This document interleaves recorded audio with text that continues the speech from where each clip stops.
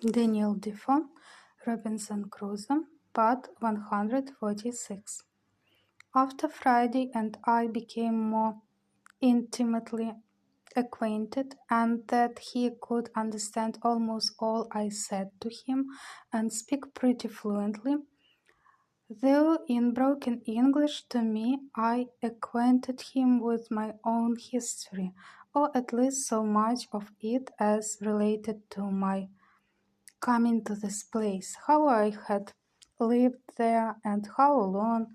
I led him into the mystery, for such it was to him, of gunpowder and bully, and taught him how to shoot.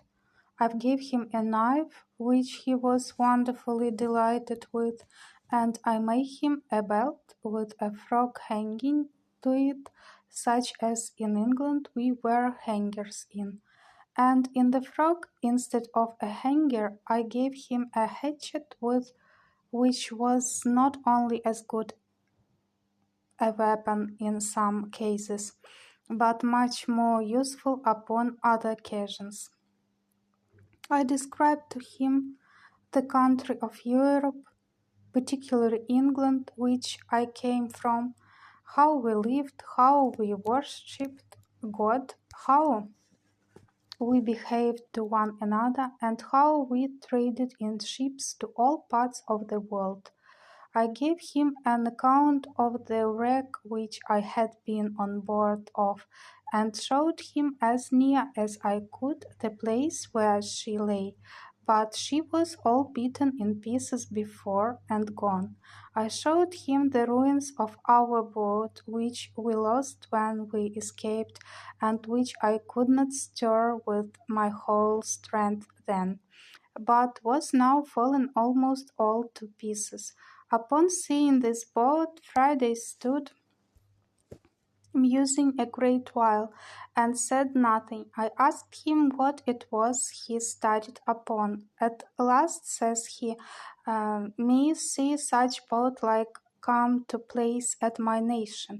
I didn't understand him a good while, but at last, when I had examined further into it, I understood by him that a boat such as that had been came on shore upon the country where he lived.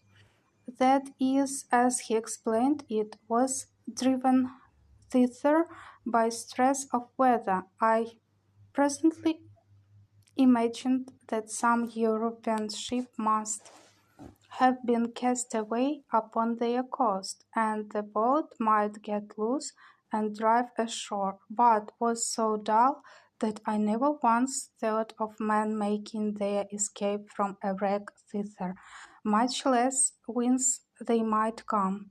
So I only inquired after a description of the boat. Friday described the boat to me well enough, but brought me better to understand him when he added with some warmth, we saved the white men from drown.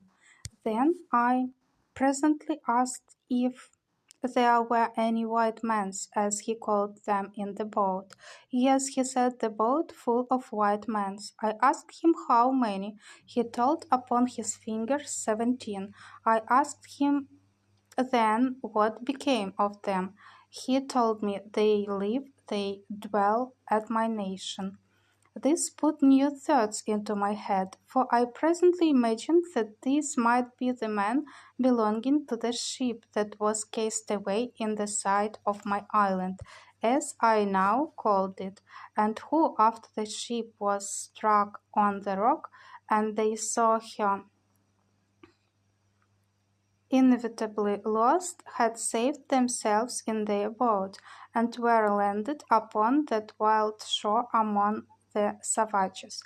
Upon this I inquired of him more critically what was become of them. He assured me they lived still there, that they had been there about 4 years, that the savages left them alone and gave them victuals to live on. I asked him how it came to pass they did not kill them and eat them.